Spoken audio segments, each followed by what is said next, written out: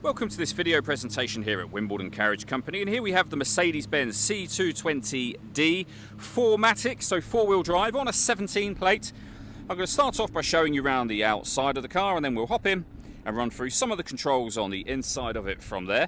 From the outside though, you can see it's a 5-door estate vehicle with alloy wheels. We're going to start off inside the boot space first of all.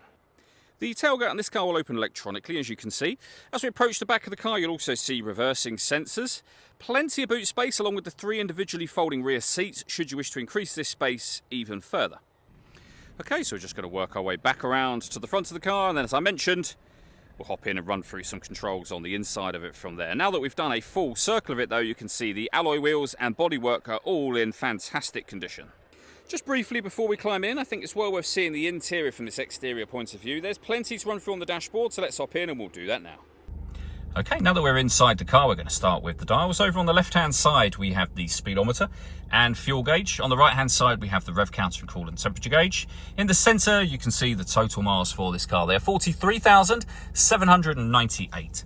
You can change information displayed there using buttons on the steering wheel, various different bits of trip computer information, including a digital readout for the speedometer, as you can see. If we back out to the steering wheel, the buttons I was using a moment ago are here.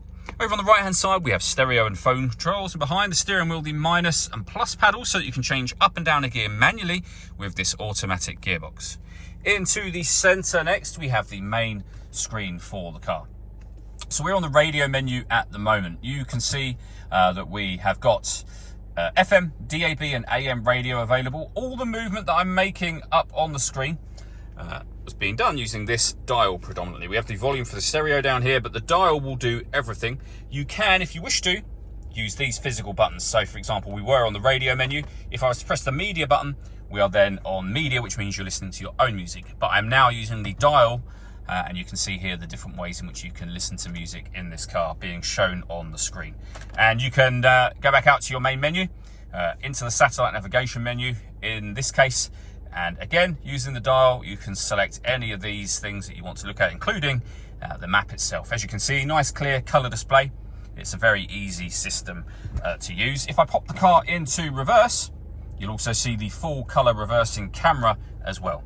Working our way down, we have dual zone climate control. You can adjust the passenger temperature, the driver temperature up and down from here. You can adjust the fan speed up and down, of course. Air conditioning is on at the minute. You can turn that off and on again. You can recirculate the air that's in the car. That's a great way of heating up or cooling it down quickly depending on the temperatures you've set. And you can put the system into auto. This car will then take full control of the fan speed and direction of the air for you to maintain the temperatures that you've asked for. All the adjustments that you make will show along the bottom of the screen just there as you make them.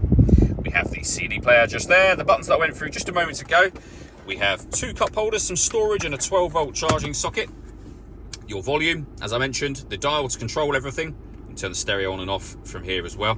You can change the driving setup of the car. We can turn off our parking sensors, and you can turn off the stop and start. This vehicle is designed to cut out when it's stationary in traffic to save you fuel. The system is off from this button, as I say. Last thing I wanted to mention are the memory seats. So they are the same on driver and passenger side. 3 different memory settings, all your electric adjustment for the seat, and heated seat with 3 different heat settings. As I say, that is the same on driver and passenger side. The last thing I wanted to mention are the twin sunroofs that you can see just here. So there are some blinds that will open simultaneously front and rear.